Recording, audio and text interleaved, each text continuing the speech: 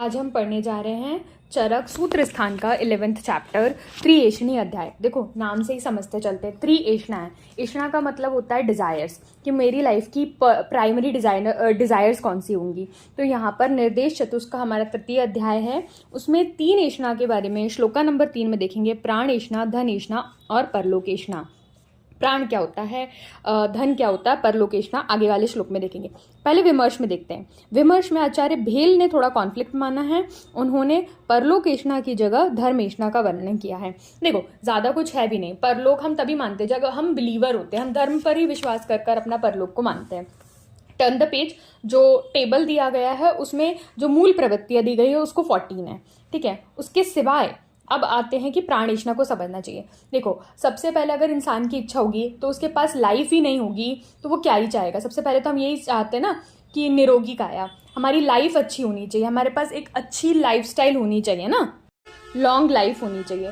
तो क्योंकि संसार में सबसे पहली चीज़ तो आयु ही है।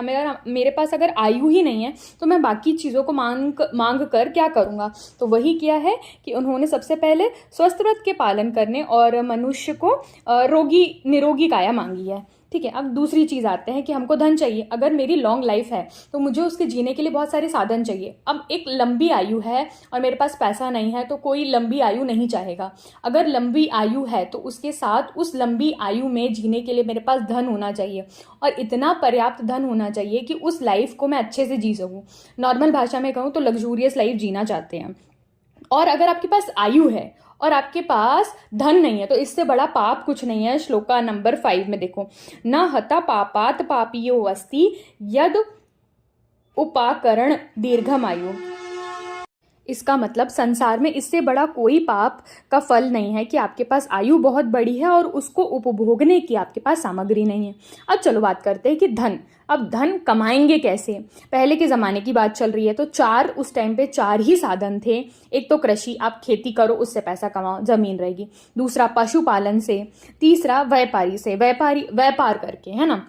और चौथा राजा उपयोगी, मतलब राजा का नौकर बनके या कोई भी एक नौकरी कर कर। इस तरीके से 4 मतलब इन चारों को मिलाकर हमारी कौन कौन से धन, कैसे हम धन कमा सकते हैं। और देखो यहाँ पर वृत्ति उपाय में ऐसा ही काम करना चाहिए हमें जो कि किसी भी तरीके की निंदा का पात्र ना रहे, जिससे मेरे धर्मों का नुकसान ना हो। इसके विमर्श में ये चीज़ मिल जाएगी, ठीक है। अब ये चलते हैं कि परलोकेषणा की बात आई। परलोकेषणा वर्ड बहुत बड़ा हो जाता है ना। परलोकेषणा कौन मान रहा है, कौन नहीं मान रहा है। परलोकेषणा अगर मानी जा रही है तो उसका क्या मत है। ये चैप्टर इस पॉइंट ऑफ व्यू में है ना बहुत कॉन्ट्रास्ट हो जाता है, बहुत बड़ा हो जाता है, क्योंकि डिफरेंट मत हमारे सामने आते हैं कि कौन क्या मान रहा है, कौन क्या नहीं मान रहा है और किस बात से हम उसका खंडन करेंगे। तो पॉइंटर्स लेकर चलना, ज़्यादा दिमाग में मत घुसाना, नहीं तो पता चले 2 दिन लग जाए तुम इस चैप्टर से ही ना निकल पाओ। देखो मैंने गलती करी थी, मैंने बहुत शॉर्ट फॉर्म में इस चैप्टर को कंसाइज करा है और बहुत ईजी वर्ड्स में, ठीक है। वही ईजी वर्ड्स याद रखना, सिंप्लीफाई हो जाएगा आपके लिए हमेशा समझने के लिए। एक बार ये वीडियो मतलब पूरा सुनना ध्यान से तो समझने की दूसरी बार ज़रूरत नहीं पड़ेगी। किसने कैसे खंडन करा है वो मैं इजीली आपको बताती हूँ। देखो अगर परलोक का वर्ड सबसे पहले आता है तो एक चीज़ मानी जाएगी और एक चीज़ नहीं मानी जाएगी। अगर पहले हम बात कर लेते कौन नहीं मानता है, तो नहीं कौन मानेगा, क्योंकि परलोक का कोई प्रत्यक्ष प्रमाण तो है नहीं। तो प्रत्यक्ष को मानने वाले से चार्वाक आदि जो है इस चीज़ का खंडन करेंगे कि हाँ भाई ये चीज़ हमने जो देखी नहीं। अब उसका हम उसको कैसे बोलेंगे कि भाई तुम गलत हो। ऐसे बोलेंगे कि प्रत्यक्ष को तुम इंद्रियों से देखते हो और इंद्रियां तो खुद ही प्रत्यक्ष से ज्ञान नहीं होती, तो इस तरीके से तुम गलत हो। हमें कुल मिलाकर परलोक को सिद्ध करना है। हम कौन कौन से पैरामीटर से उसको सिद्ध करेंगे। दूसरी बात आई माता पिता की, कि जो भाई ये जो तुम्हारा परलोक है वो जो जन्म पुनर्जन्म पाया है वो माता पिता से आया है और उससे नहीं होता आपका जन्म। तो उसको हम कैसे बोलेंगे। देखो माता पिता की जब बात आएगी तो एक अंश हमारे माता से आएगा, दूसरा अंश हमारे पिता से आएगा, तो माता पिता का अंश ऐसा होगा। लेकिन जो हमारी आत्मा है वो क्या छोटी सी चीज़ है, क्या वो डिवाइडेबल है? नहीं। तो वो जो एक अंश होता है, एक माता से आया एक पिता से आया, वो नहीं है, क्योंकि आत्मा हमारी डिवाइड नहीं हो सकती। आत्मा हमारी निरअवयव है, ठीक है। देखो पेज जो श्लोका नंबर 7 के ऊपर जो चार्ट दिया है हम उसी को अच्छे से समझ रहे हैं। अब श्लोका नंबर 8 पे आ जाओ। जब श्लोका नंबर 8 में देखो बहुत अच्छे से इन्हें समझाया है कि प्रत्यक्ष के बाधक कारण हैं, मतलब प्रत्यक्ष होते हुए भी चीज़ों आपको इन 8 कारणों की वजह से आचार्य बोलते हैं कि नहीं दिखती। अब वो कौन से 8 कारण हैं? देखो अगर चीज़ मेरे बहुत पास रखी जाएगी, अति सन्निकृष्ट मेरे पास अगर कोई चीज़ रख दी, जैसे बुक है आपकी, अब संहिता लेकर बैठे हैं तो उसको अगर आप वर्ड्स को बुक को बहुत पास कर लेंगे तो क्या आपको वो दिखेगी? तो उस तरीके से जो चीज़ सामने है लेकिन वो बहुत पास होने के कारण नहीं दिखेगी। अगर कोई वो वर्ड्स बुक हमने बहुत दूर रख दी, बुक है वर्ड्स भी है लेकिन क्या मुझे दिख रही है? नहीं, मुझे वो चीज़ नहीं ग्रहण हो पा रही है, प्रत्यक्ष होते हुए भी वो नहीं आ पा रही है। ठीक है, अति सूक्ष्म ये बुक जब भी मैं बुक्स परचेज करती हूँ ना तभी मैं उसमें सबसे पहले ये चीज़ देखती हूँ, देखो वर्डिंग क्लियर है कि नहीं हो। सुंदर भाषा में कहूँ तो बुक अच्छी दिख रही है या नहीं दिख रही है। अच्छी दिखने से ये देखो चश्मा लगाया, मायोपिक हूँ, ठीक है, तो उसमें ये देखती हूँ कि ये साफ साफ दिख रहा है, अति सूक्ष्म तो नहीं है, क्योंकि अति सूक्ष्म चीज़ें मुझे नहीं दिखेगी। तो अति सूक्ष्म चीज़ें, चश्मे वाले पे बात नहीं जाना, उस पर अलग से देखेंगे। अति सूक्ष्म चीज़ें, कोई चीज़ बहुत छोटी है, जैसे बैक्टीरिया की बात कर लेते हैं ना, क्लियर कट समझ में आएगा कि हमारे सामने बहुत सारे सूक्ष्म जीवाणु हैं, वो इतने छोटे हैं कि हम अपनी नेकेड आई से उसको नहीं देख पा रहे, तो अति सूक्ष्म हो जाएगा। अब बात कर लेते हैं आवरण की। आवरण क्या होता है? कोई चीज़ है उसके ऊपर कवर डाल दिया। अगर मेरी बुक पे मैंने कवर डाल दिया तो आपसे मैं पूछूंगी कि मेरे सामने कौन सी संहिता है, चरक है, सुश्रुत है, वाग्भट है, तो आप नहीं बता पाओगे। क्यों? क्योंकि उसके ऊपर एक आवरण है, उसके ऊपर एक कवर है। अब बात आते हैं इंद्रिय दौर्बल्य या कारण दौर्बल्य की। इंद्रिय दौर्बल्य का मतलब क्या है कि किसी इंसान के पास उस इंद्रिय से ग्रहण करने वाली जो चीज़ होती है वो नहीं है। जैसे नेत्र में अगर मोतियाबिंद हो गया तो क्या वो देख पाएगा? नहीं देख पाएगा। उसी तरीके से रतौंधी वगैरह अगर उसे हो जाती है तो सामने की चीज़ होते हुए भी उसको अपने कारण दौर्बल्य होने के कारण नहीं दिखती। मोस्ट इंपॉर्टेंट 5th वाला, मन की चंचलता।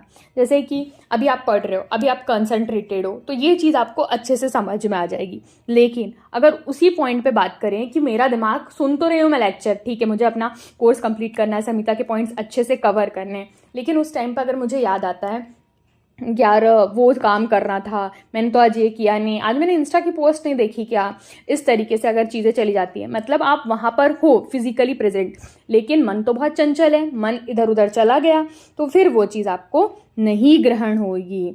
ठीक है, फिर उसके बाद आते हैं समान अभिहार। समान अभिहार के मतलब जो चीज़ सेम टू सेम है, गेहूं की या चावल की बहुत सारी वेराइटीज़ होती है। अगर 2 वेराइटी आप अलग अलग देखोगे तो समझ में आएगी, लेकिन जैसे ही आप दोनों को मिक्स कर दोगे तो क्योंकि वो है गेहूं ही तो आप उसको डिफ्रेंशिएट नहीं कर पाओगे। जो 7th है जो कि बहुत इंपॉर्टेंट है वो आता है अभिभव। देखो अभिभव का बहुत प्रैक्टिकल एग्जाम्पल ये है कि कोई चीज़ है लेकिन किसी एक का प्रभाव उससे इतना ज़्यादा हो पा रहा है कि हम उसको नहीं देख पा रहे हैं। देखो स्काई है, जो हमारा आकाश है, उसमें चंद्रमा पूरे टाइम तो नहीं रहता है, ऐसे लोगों को लगता है, लेकिन उसकी बात छोड़ो, आते तारे की बात पे कि तारे मंडल जो है वो हमेशा विद्यमान है, लेकिन सूर्य का प्रकाश इतना ज़्यादा होता है कि उसके अभिभाव में हमें जो सितारे हैं, तारे हैं, वो नहीं दिख पाते। लेकिन जब रात होती है तो चंद्रमा का इतना तेज प्रभाव नहीं रहता है तो हमें वो चीज़ें दिख जाती हैं। इस तरीके से अभिभव हमारे पूरे 8 प्रत्यक्ष में बाधक कारण हुए। होपफुली आपको सारी चीज़ें अच्छे से इजी वे में समझ में आई हों। चलो खंडन को कंटिन्यू करते हैं। अब यहाँ आते हैं स्वभाव को जन्म कारण मानने वाले पक्ष की शंका का समाधान। इसका मतलब ये है, श्लोका नंबर 12 बोल रहा है कि अगर कोई प्रत्यक्ष को कारण मतलब स्वभाव को कोई कारण मान रहा है तो उसको हम कैसे खंडन करेंगे। उसका देखो ऐसे लिखा है कि पंच महाभूत और आत्मा, इन धातुओं के जो अपने लक्षण होते हैं उन्हें स्वभाव जानना चाहिए। इन 6 धातुओं के संयोग और वियोग में कर्म ही कारण है। तो अभी बहुत बार क्वेश्चन आएगा, कई बार, संयोग और वियोग में क्या कारण है, तो कर्म ही संयोग और वियोग में कारण है। इस चीज़ को हमेशा समझते चलना। अब आते हैं पर निर्माणवादी। कुछ लोग पर निर्माण को जन्म का कारण मानते हैं, मतलब कोई और ही उसको निर्माण करके चला गया। उसका खंडन क्या है? जो अनादि चेतना धातु है उसका दूसरे निर्माण नहीं कर सकते। ठीक है, जो खुद अनादि है उसका दूसरा कैसे निर्माण करेगा, है ना। शब्द से ईश्वर माना गया है, पर निर्माण मानना अभिष्ट है। ठीक है, नेक्स्ट आते हैं यदिच्छा। यदिच्छा का वर्णन बहुत आता है कि कुछ लोगों का मत है कि जो ही जगत की उत्पत्ति हो जाती है कोई कारण नहीं होता है। इसका मतलब समझे, मतलब बन गया, सब ऐसे ही बन गया, उसमें कोई कारण ही नहीं है, ऐसे ही बन गई चीजें। यदिच्छा प्रमाण परीक्षा कर्ता कारण देव ऋषि सिद्ध कर्म कर्मफल और आत्मा को नहीं मानते, इसलिए ये सबसे घोर नास्तिक होते हैं। इस नास्तिक मत को मानना सब पापों से बड़ा पाप है। ना वो परीक्षा मानते हैं, ना परीक्ष, ना कर्ता कारणम न च। ठीक है, सभी पापों से बढ़कर ये पाप है। ठीक है, क्योंकि भाई तुम कुछ भी चीज नहीं मानते हो, देवी देवता कर्म कुछ भी नहीं मान रहे हो, बस जो जैसा है वो वैसा ही है, इसमें कोई कारण नहीं, वो निमित्त नहीं है, ऐसा हमारा शास्त्र कहता है। इस तरीके से हम एक पार्ट को खत्म करते हैं। सेकेंड पार्ट आता है चतुर्विध परीक्षा। यहाँ पर 4 प्रकार की परीक्षा, प्रमाण, जो तुम बोल लो। ठीक है, चतुर्विध परीक्षा, प्रमाण को भी यहाँ पर है ना उसका पर्याय माना गया है। ठीक है, तो वो क्या है? आप्तोपदेशः प्रत्यक्षम अनुमानम युक्तिश्चेति। श्लोका नंबर 70। द्विविधम मेव खलु सर्व सत असत च। जब हम पदार्थ विज्ञान पढ़ते हैं ना, तब सबसे बड़ी चीज यही आती है कि सच्चा सच्चा, ये क्या है? सबसे पहले समझ में नहीं आती कि कोई चीज सच है या नहीं है, किसी चीज की सत्या है या नहीं है। तो द्विविधम, पार्टिकल्स अगर डिवाइड करे जाए तो 2 भाग में होते हैं। ठीक है, पंच भौतिक जगत में सभी वस्तु जो है, ठीक है, ये जो जगत है सर्वम द्रव्यम पंच भौतिकम, तो ये जो जगत है वो 2 पार्ट्स में डिवाइडेड है कह सकते हैं, क्योंकि सारी चीजें जो बनी हुई है वो पंच भौतिक चीजों से ही बनी हुई है। तो सर्वम द्रव्यम पंच भौतिकम, और जो इससे चीजें बनी हुई है वो क्या है? सच्चा असच्चा, 2 तरीके की, एक सत और एक असत। तो चतुर्विधम परीक्षा आप्तोपदेशा प्रत्यक्षम अनुमानम युक्तिश्चेति। अब आपको समझाने की जरूरत है कि आपके द्वारा बोला गया वचन आप्तोपदेश है, प्रत्यक्ष इंद्रियों द्वारा जो ग्रहण किया दैट इज प्रत्यक्ष। ठीक है, अनुमान क्या होता है? इंटरफेरेंस, मतलब कोई मैंने चीज देखी हो उसको करना। और युक्ति, वेद के लिए सबसे इंपॉर्टेंट प्रमाण जो होता है वो युक्ति है। अब इस श्लोका नंबर हम 17 में देखते हो तो इतना बड़ा हमें एक पेज का विमर्श मिलता है। इस पेज भर के विमर्श में क्या बताया मैं आपको शॉर्ट में बताती हूँ।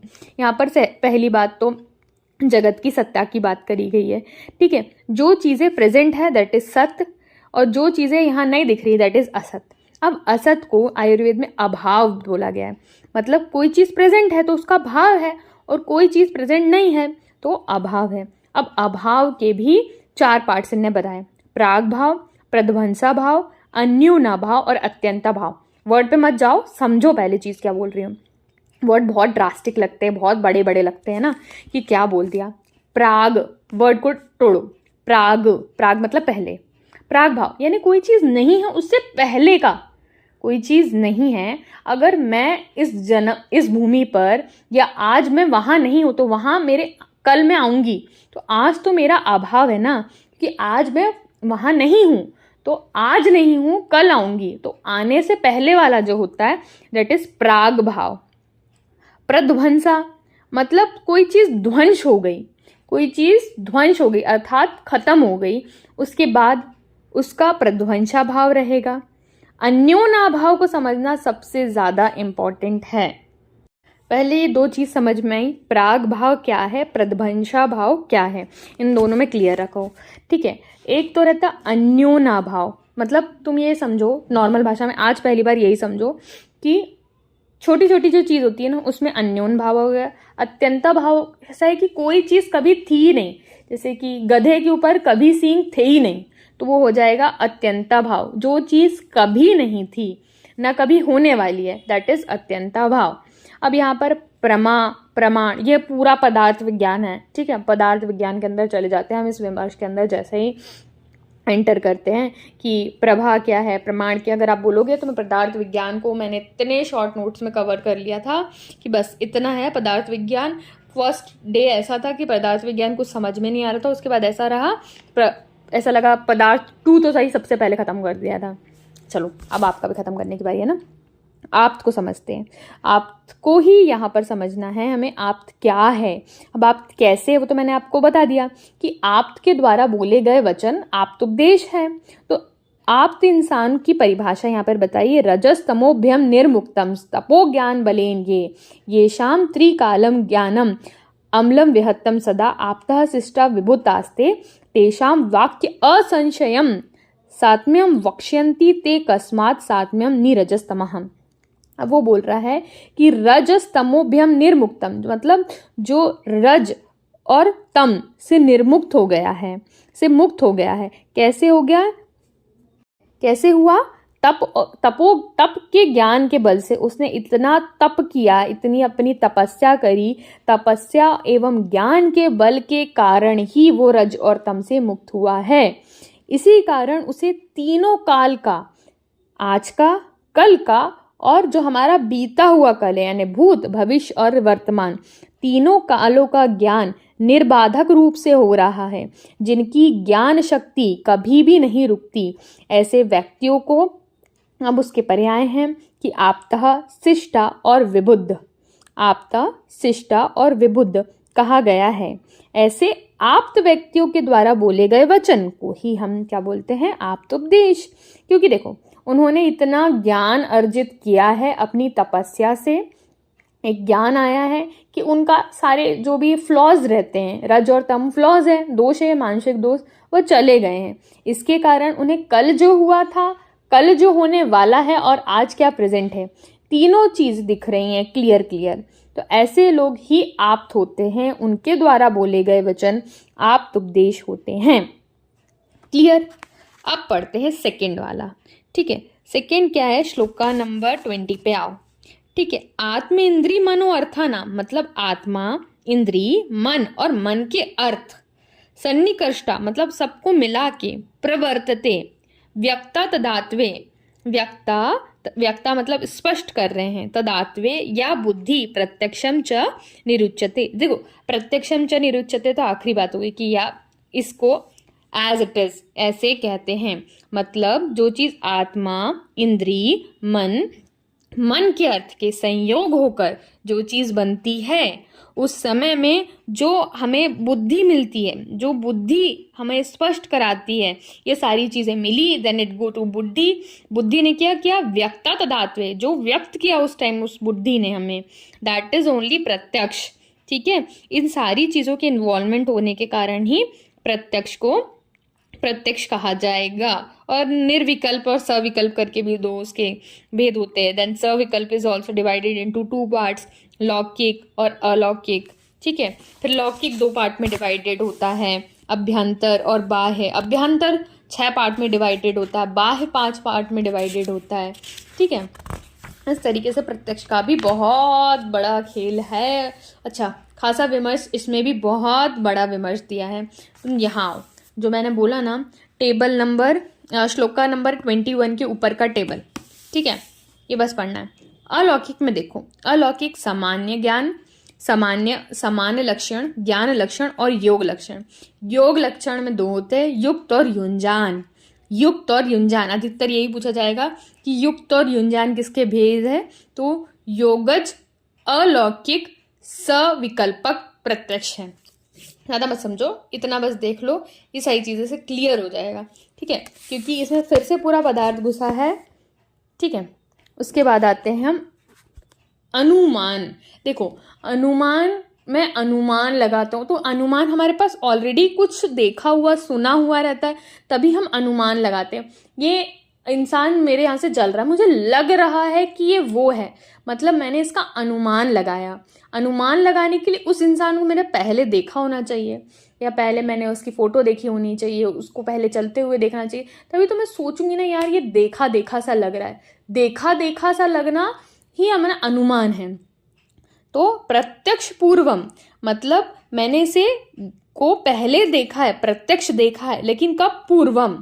त्रिविधम त्रिकालम च अनुमीयते, मतलब प्रत्यक्ष ज्ञान पूर्वक 3 प्रकार का तथा तीनों कालों का अनुमान कराता है। अभी हमने पढ़ा था कि जो हमारा आप्तोपदेश है उसमें भी उसे तीनों प्रकार का ज्ञान होता है, और यहाँ पर हम फिर से पढ़ रहे हैं कि अनुमान को भी तीनों प्रकार का ज्ञान होता है। अब देखो कैसे पता चलेगा। हम गर्भ देखते हैं, गर्भ अगर मैंने देखा तो इससे पूर्व कौन सा कर्म हुआ होगा? मैथुन कर्म हुआ होगा, तभी गर्भ स्थापित हुआ है। तो हमने इससे गर्भ को देखा तो पूर्व मैथुन हुआ होगा, तो इसके लिए मुझे पता होना चाहिए ना कि मैथुन से गर्भ होता है। तो पहली चीज क्लियर। दूसरी चीज आते हैं कि अगर मैंने इतना बड़ा पेड़ देखा तो उसका पहले बीज आया होगा, तब इतना बड़ा पेड़ है तो किसी ने बीज डाला हो गया। तो दो हमारे चीज क्लियर है कि पूर्व में किसी ने बीज डाला होगा तभी इतना बड़ा आज हमारा पेड़ है। ठीक है, अगर मैंने किसी चीज का पुष्प देखा तो पुष्प से पता है मैं वो फल में कन्वर्ट होगा, तो मैं इसका भविष्य का ज्ञान लगा रही हूँ कि पुष्प को देखकर मैंने उसके फल का ज्ञान लगाया, दैट इज भविष्य काल। ठीक है, और जो बहुत ही फेमस है हमारा एक चीज कि जहां धूम है वहां अग्नि है, ये भी चीजें लेकर चलेंगे। यहाँ पर क्या चीज दी हुई है? पहला तो हमें वर्तमान अग्नि को धूम को देखकर अग्नि वाला दिया गया है, गर्भ को देखकर मैथुन का ज्ञान दिया गया है, भूतकाल का ज्ञान हो जाता है, भविष्य फल का बीज का ज्ञान दिया गया है। ठीक है, सेम वो चीजें आएंगी जिससे हमारा अनुमान प्रमाण हो जाएगा। अनुमान प्रमाण की जो बहुत फेमस डेफिनेशन है वो विमर्श में दी गई है, सेकेंड लास्ट लाइन है विमर्श स्थान के 4th चैप्टर में। अनुमानम खलु युक्ति तर्को युक्ति अपेक्षा, मतलब युक्ति और तर्क की जो अपेक्षा करता है, दैट इज आर अनुमान। देखो चैप्टर बड़ा है लेकिन समझते चलना है। आई होप तुम्हें अच्छे से समझ में आ रहा होगा चीजें। ठीक है, फिर उसके बाद अनुमान को दो टाइप से डिवाइड करा गया है, एक स्वार्था अनुमान और एक परार्था। देखो स्वार्था स्वयं उसका जो स्वयं कार्य कारण का बोध कराता है। ठीक है, दैट इज स्वार्था। और परार्था मतलब कोई दूसरे से इसका बोध होता होगा, तो परार्था अनुमान और स्वार्था अनुमान। प्रत्यक्ष के भी दो विकल्प थे, स और सविकल्प अविकल्प। ठीक है, तो यहाँ पर भी आ जाता है स्वार्था। कौन स्वार्थ है? मैं स्वयं हूँ, तो मैं स्वयं अपने कार्य कारण का बोध कराऊंगा। और परार्थानुमान हो जाएगा जिसको दूसरे व्यक्ति को समझने के लिए उसका अनुमान की जरूरत पड़ेगी। यहाँ पंच अवयव का भी देखो, श्लोक का नंबर 23 के ऊपर वाले विमर्श में पढ़ रहे हैं हम। ठीक है, अच्छे से देखते चलना। प्रतिज्ञा, हेतु, उदाहरण, अपनयन, निर्गमनात्मक, ये क्या हो जाएंगे हमारे? ये 5 अवयव हो जाएंगे। प्रतिज्ञा क्या है, हेतु क्या है, उदाहरण क्या है, उपनयन क्या है और निगमनार्थक, ये सारी चीजें हमें समझते चलनी है। देखो ये मेनली हम पढ़ेंगे विमान स्थान में, बहुत अच्छे से क्लियर हो जाएगा। लेकिन अभी तुम पढ़ लो, क्योंकि हम तब बोलेंगे कि तब हमने किसके विमर्श में पढ़ा था। तो 11th चैप्टर के विमर्श में हम बहुत सारी पदार्थ विज्ञान की चीजें पढ़ने आ रहे हैं। ठीक है, अब युक्ति प्रमाण। अब मैं तुमको पूछती हूँ कि युक्ति प्रमाण, इससे पहले तुम रिकॉल कर पाओ कि हमने इससे पहले युक्ति प्रमाण का महत्व, मैंने अंडरलाइन भी कराया था, मार्क भी कराया था कि युक्ति प्रमाण का जो महत्व है वो किस चैप्टर में पढ़ा था? बताओ व्हाट आर चीज, कौन कौन सी चीज उसमें इंपॉर्टेंट है। मैंने 2 चीज मार्क करवाई थी, रिकॉल करो जल्दी जल्दी जल्दी। पॉज ले लो, अगर मैं बता दूंगी नहीं तो फिर पॉज ले लो और रिवाइज करो 2nd चैप्टर। ठीक है, अब पढ़ लेना उसको, पेज पलटा कर भी देखो कि कौन सी 2 चीजें थी। ठीक है, अब युक्ति प्रमाण का क्या उदाहरण है? देखो यहाँ पर जलकर्षण बीज, मतलब 4 चीजें बताई गई हैं। जैसे कि हम यहाँ पर अगर मैं बात करूँ आपको, तो फर्स्ट ईयर में जब हम गर्भ का पोषण करते हैं तब भी 4 चीजें पढ़ते हैं कि अगर कोई चीज मुझे उगानी है, कोई चीज की एग्रीकल्चर करना है, हमें कल्टीवेशन करना है, तो क्या करना है? पहले तो मुझे भूमि चाहिए, ठीक है, जल चाहिए, वहां पर ऋतु भी होनी चाहिए और बीज चाहिए। इन चारों चीजों का जब संयोग होता है तभी क्या हो पाती, कोई चीज कल्टीवेट हो पाती है। इसी तरीके से उसी प्रकार 6 धातुओं के संयोग से गर्भ की उपस्थिति होती है। यह युक्ति प्रमाण है।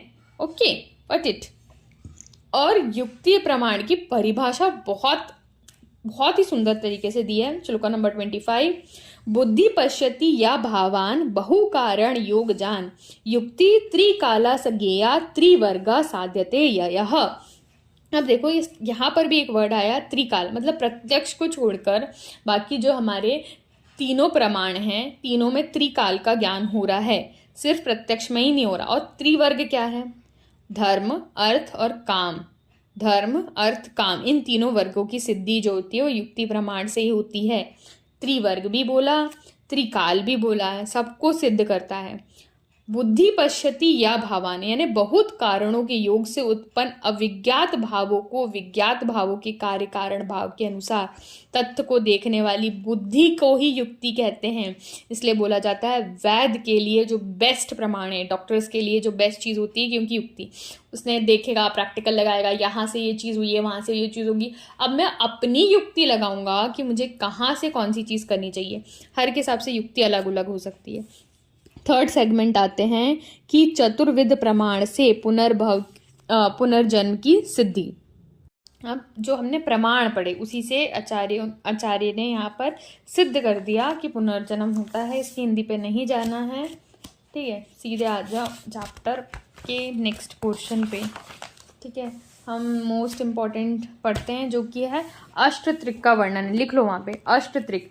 त्रिक मतलब तीन तीन चीज़ों के ट्रायड्स हैं। यहाँ पर 7 है लेकिन हम 8 पढ़ेंगे। अब वो देखते हैं कौन सा 8वां आता है ना। यहाँ पर अष्टत्रिक बताए गए। अब ये किसने बताए गए हैं ये भी लिखो तुम वहाँ पर कि कृष्णात्रे का वर्णन आता है। कृष्णात्रे का रेफरेंस भी है कि यहाँ पर इसी चैप्टर 11th चैप्टर के अंदर कृष्णात्रे का वर्णन है।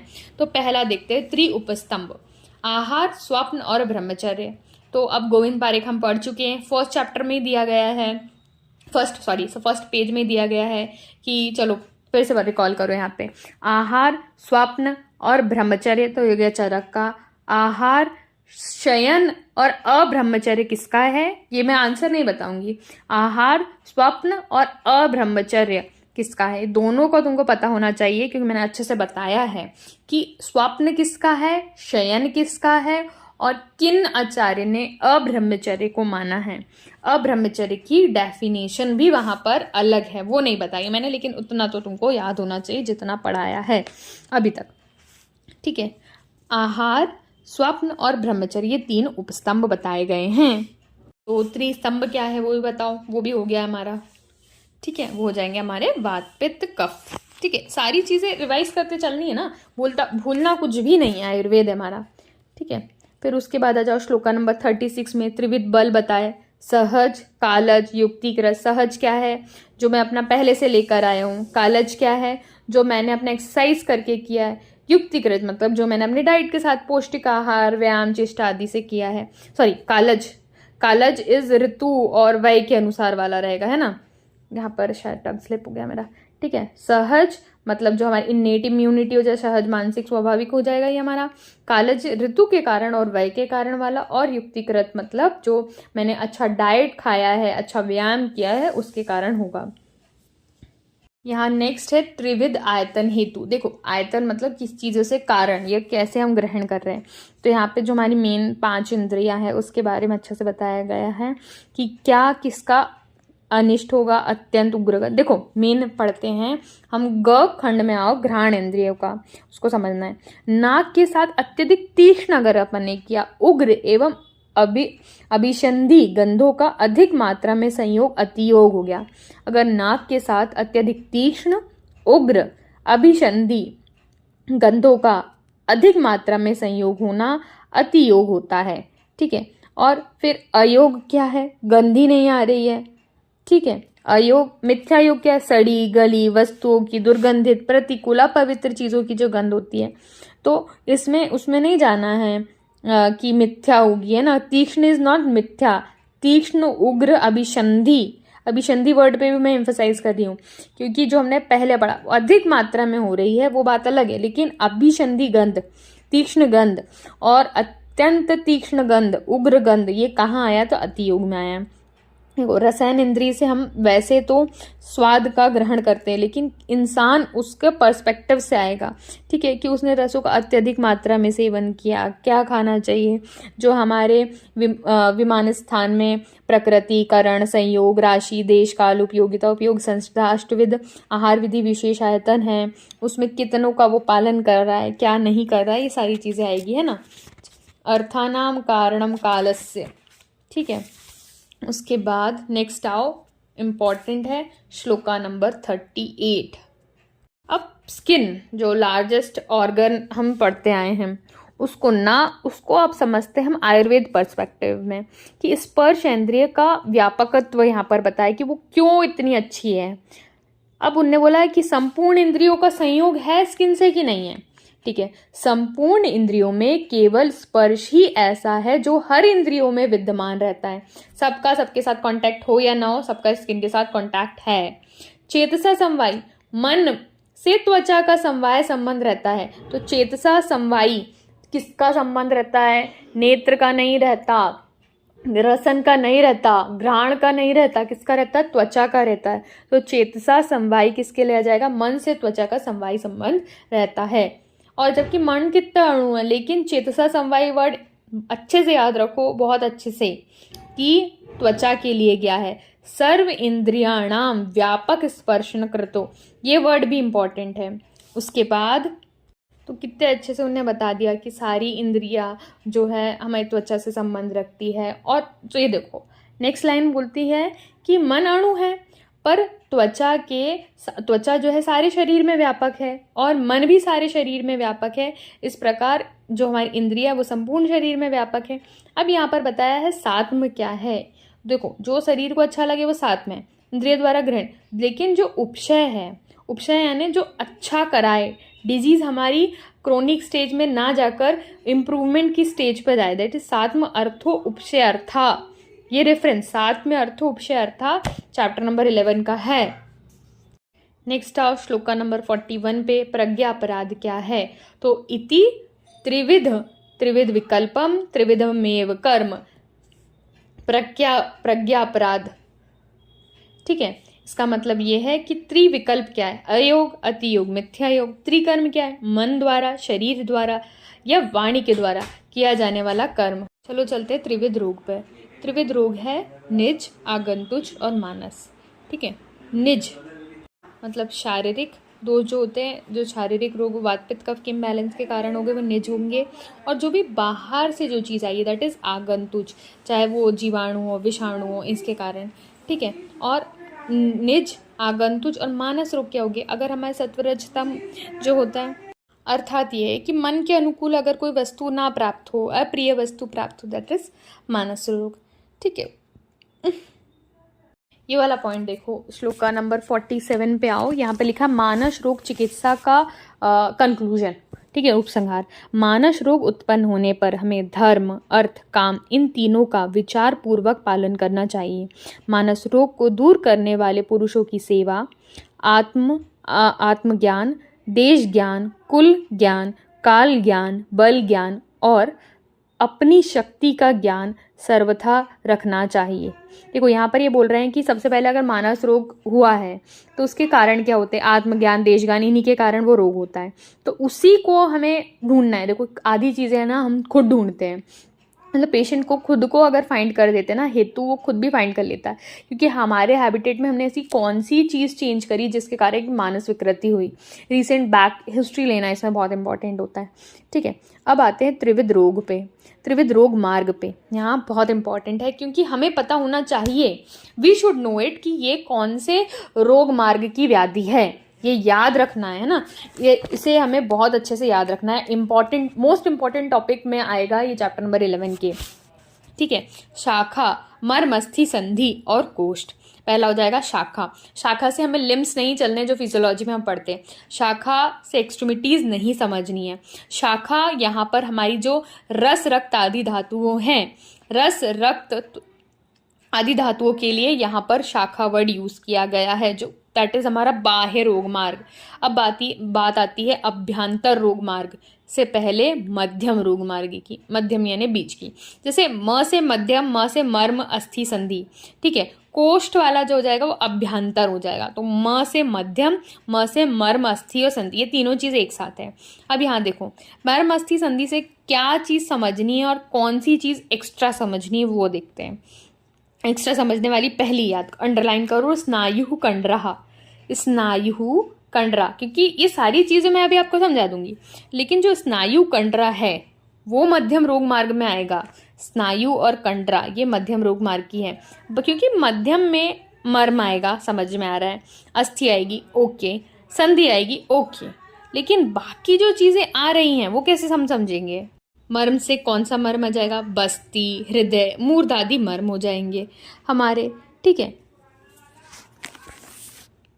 कोष्ठ की बहुत अच्छी परिभाषा है, देखो श्लोका नंबर 48 में, कोष्ठ पुनरुच्यते महाश्रुत शरीर मध्यम महानिम्नम, ठीक है। एक बार ये भी कहीं क्वेश्चन था कि महानिम्न किसका पर्याय है, तो महानिम्न इज अ पर्याय ऑफ कोष्ठ।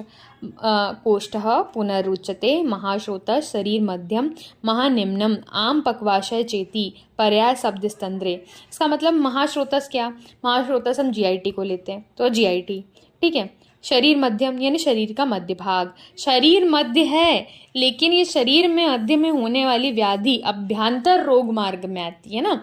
शरीर मध्यम है, देखो जो अलग है वो शरीर मध्य से मध्यम रोग मार्ग की व्याधि है, नहीं, अभ्यंतर रोग मार्ग की व्याधि है। शरीर मध्यम से अभ्यंतर रोग मार्ग की व्याधि है, महानिम्न, आमाशय, पक्वाशय, कोष्ठ, ये सारी चीज़ें हो जाएगी, ठीक है। और स्नायु कंट्रा कहाँ आएंगे? मध्यम रोग मार्ग में। शरीर मध्यम कहाँ आएगा? अभ्यंतर रोग मार्ग में। यही चीज़ें इंपॉर्टेंट है। अब इसमें कौन कौन से रोग होते हैं ये समझना है। शाखागत रोग है, मतलब बाहर है, कौन कौन सा रोग बाहर है, तो आओ आप श्लोका नंबर, देखो इसी का आगे वाला हिस्सा है, पेज टर्न हो जाता है ना, गंड पिंडियाक, अलजी, अपची, चर्मकील, अधिमांस, मशक, कुष्ठ, व्यंग। अब देखो इसको याद करने की ज़्यादा ज़रूरत नहीं पड़ती है।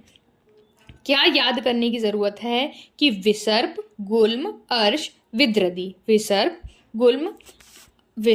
गुल्म, अर्श, विद्रदी, शोथ, ये जो हमारी 5 डिजीजेज हैं ये अभ्यंतर रोग मार्ग में भी है और शाखागत रोग मार्ग, बीच में नहीं है, देखो, ठीक है, मध्यम रोग मार्ग में नहीं है, या तो अंदर है या तो बिल्कुल बाहर है, ठीक है। सेम व्याधि अंदर भी है, सेम व्याधि बाहर भी है, मीन्स दिस व्याधि इज क्रोनिक, अंदर से लेकर बाहर तक है, बीच में नहीं है, ठीक है। तो और बाकी चीज़ें देखो कि जो भी एक्सटर्नल सरफेस पे होने वाले व्यंग, कुष्ठ, मशक, अधिमांस, अपची, चर्मकील, ये तो बाहर वाली व्याधि होगी, इसमें सोचने की ज़रूरत नहीं होगी। आते हैं मध्यम रोग मार्ग की व्याधि, मर्म, मस्तिष्क। अब देखो जो भी चीज़ें मर्म को इफेक्ट कर रही है, अस्थि या संधि को इफेक्ट कर रही है, वो व्याधियाँ यहाँ आ जाएगी।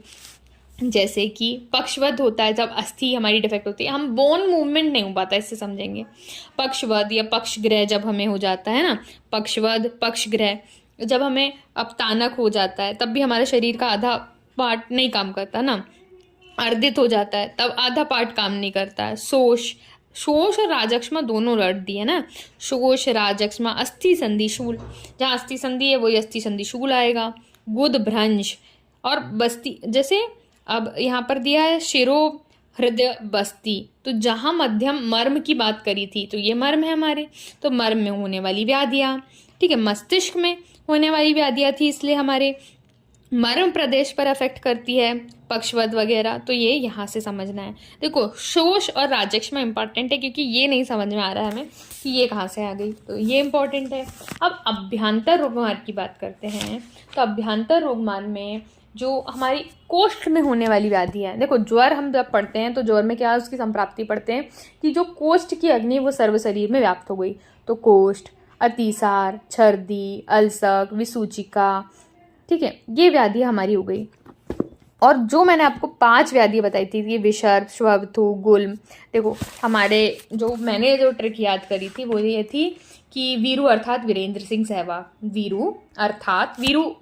वीरेंद्र सिंह सहवाग को वीरू बोलते थे ना, तो वीरू से विद्रदी, अर्थात से अर्श, वीरेंद्र से विसर्प, तो विद्रदी, विसर्प, अर्थात से अर्श, सिंह से शोथ, सहवाग से गुल्म, जी, सहवाग जी, वीरू अर्थात वीरेंद्र सिंह सहवाग जी बोलना है हमें, है ना, इतने बड़े खिलाड़ी थे, इतना सारा किया है उन्होंने इंडिया के लिए नाम, तो वीरू अर्थात वीरेंद्र सहवाग जी, सिंह, वीरेंद्र सिंह सहवाग से भी ले सकते हैं या वीरेंद्र सहवाग से भी ले सकते, दोनों चीज़ें से ले सकते हैं ना, स से शोथ हो जाएगा। तो ये सारी चीज़ें हो जाएगी आपकी ये 5 रोगों को याद करने की ट्रिक, ठीक है। ज्वर, अतिसार, छर्दी, अल्सक, विसूचिका, ये मेन वर्ड है, ना, काज दमा हिचकिया नाहा, ये सारी चीज़ें तो चलती रहेंगी। ये अंतर्विद्रति की व्याधि। अब त्रिविध वैध जो आजकल के हमारे सोशल मीडिया में बहुत ही ज़्यादा है, हर कोई आयुर्वेद के इंग्रेडिएंट्स को लेकर रील बना देता है, वायरल भी चली जाती है, लोग फॉलो भी करने लग जाते हैं। पर्टिकुलर एग्जाम्पल है, ठीक है। तो त्रिविध वैद कौन से होते हैं? छद्मचर, सिद्ध साधित और वैद गुण युक्तम, ठीक है। मुझे एक चीज़ देख के अभी मैं आपको बताती हूँ ना। पहला पढ़ते हैं छद्मचर वैद क्या होता है। छद्मचर वैद वो है, देखो, जो वैद है नहीं, लेकिन वो वेशभूषा ऐसी धारण करेगा, ऐसी प्रतिरूपता वर्ड यूज करा। देखो श्लोक नंबर 51 में देखो, प्रतिरूपता वर्ड यूज किया है, मतलब उसने गेटअप ऐसा धारण किया है, जस्ट ही, वो तो आज सर्जरी करने जाने वाला है। प्रतिरूपता, जो उसने रूप ऐसा धारण किया है जिससे लोग उसको वैद समझे। अर्थात मैं ये कहना चाहती हूँ कि वो बाह्य आडंबर कर रहा है, जो भी औषध निर्माण की युक्ति या यंत्र पुस्तक वगैरह रख लेगा, ठीक है। अभ्यंतर, ठीक है, I am not against any one, but सात्विक मूवमेंट वो इतना एम्फसाइज कर रहा है, इतना बड़ा कर रहा है, लेकिन पर्टिकुलर डिग्री तो नहीं है ना आयुर्वेद की। आप आयुर्वेद के वात पित्त कफ के बारे में इतनी चीज़ें बता रहे हो, पर्टिकुलरली आप उसके लिए आइडियल नहीं हो, एलिजिबल नहीं हो, क्वालिफाइड नहीं हो, वर्ड कह सकते हैं। वर्ड क्वालिफाइड ज़्यादा अच्छा करेगा कि they are not qualified for that word, ठीक है। बस सोशल मीडिया के चक्कर में चल रहे लोग, उनको सुन भी रहे हैं, ठीक है। बाह्य आडंबर करने लग जाए, ऐसे अपठित शक्ति वाले जो लोग होते हैं वो वैसी वेशभूषा धारण कर लेते हैं, दैट इज छद्मचर। अब बात आते हैं सिद्ध साधित। सिद्ध साधित क्या है? स्पेशली अगर आप जाओगे ना, जो गांव के एरिया होते हैं, पर्टिकुलर गांव के एरिया में, वहां पर आपको सारे मेजर जो रहेंगे 90% जो वैद्य मिलेंगे आपको, जो डॉक्टर मिलेंगे, वो सिद्ध साधित होते हैं। उसका मतलब ये है कि जो किसी यशस्वी ज्ञानी सिद्ध पुरुषों के यहाँ गए, थोड़ा बहुत सीखा और बस फिर अपने आप को वैध घोषित कर देते हैं, दैट इज सिद्ध साधित हो गए, ठीक है। श्रेयसो ज्ञान सिद्धानाम अप्यस व्याधिक्ति, ठीक है, वैदस्य, तो ये हो जाएंगे हमारे सिद्ध साधित वैद्य, ठीक है। समझ में आया ना? प्रैक्टिकल मैंने एग्जाम्पल वो चीज़ बोली कि जो जहाँ से गए, दो चीज़ सीखी, यह सब तुमने अपने आप को वैध घोषित कर दिया, मैं पेशेंट देखता हूँ और ये और वो सुनने को मिलेगा, ठीक है।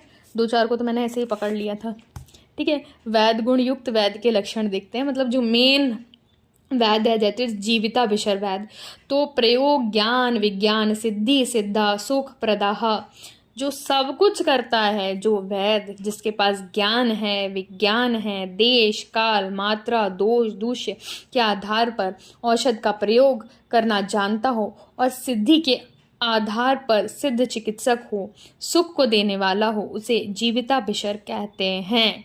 वेरी इंपॉर्टेंट यही वैद है, बाकी कोई वैद नहीं है। चैप्टर काफ़ी बड़ा है हमारा। लास्ट पॉइंट पर जैसे हम आ रहे हैं, थकना नहीं है, पढ़ते जाना है। त्रिविध औषध क्या है? दैव व्यपाश्य, युक्ति व्यपाश्य और सत्वावजय। दैव व्यपाश्य, युक्ति व्यपाश्य। दैव व्यपाश्य क्या? मंत्र, औषध, मणि, मंगल, ये जो भी चीज़ होती है दैट इज दैव व्यपाश्य। युक्ति व्यपाश्य क्या आ जाएगा? जो हमारा आहार, औषध, द्रव्य की जो योजना है। सत्वावजय चिकित्सा करते हैं, आधे अपने आपको सत्वावजय चिकित्सा बताते हैं। उसका मतलब ये रहता है, जो भी हम कह ले कि मन को रोकने की जो चिकित्सा, दैट इज मनोनिग्रह वर्ड यूज करा गया है ना, मन को रोकने वाली चीज हो जाएगी, दैट इज सत्वावजय। देव व्यपाश्य क्लियर है, मंत्र, औषध, मणि, जिसमें मेडिसिन नहीं है, ठीक है, मेडिसिन को जोड़ के सारी चीजें हैं। युक्ति व्यपाश्य में हमारा आहार विहार औषध सारी चीजें आएगी, ठीक है। सत्वावजय में ना आहार है, ना विहार है, ना मणि मंगल है, बस मन को निग्रह करने वाली है, ठीक है। जो फूक के ठीक करते हो अपने आप को, सत्वावजय चिकित्सा भी मैंने सुना है आजकल लोग बोलते हैं, ठीक है। अब आते हैं शारीरिक दोषों को कुपित करते हैं 3 तरीके से, अंतः परिमार्जन, बाह्य परिमार्जन और शस्त्र प्रणिधान, ठीक है। ये क्या है? अब हमने त्रिविध औषध पढ़ लिए, तो ये है अन्य त्रिविध औषध, क्योंकि है तो औषधि, जो औषध शरीर के अंदर जाकर ठीक करे, अंतः परिमार्जन। हमने चरक संहिता की स्टार्टिंग ही में होती है अंतः परिमार्जन चैप्टर, अंतः परिमार्जन वर्ड और बाह्य परिमार्जन सेकेंड और थर्ड चैप्टर जो है हमारा। अब आते हैं शस्त्र प्रणिधान में, क्योंकि यहाँ पर शस्त्र प्रणिधान का रेफरेंस है कि कौन कौन से आचार्य चरक ने 8 कर्म बताए हैं यहाँ पर, है ना। छेदन, भेदन, वेधन, लेखन, दारण, उत्पादन, प्रच्छान और सीवन, ठीक है। मिला श्लोक 55 नंबर श्लोक में ये सारी चीज़ आ जाएगी, है ना।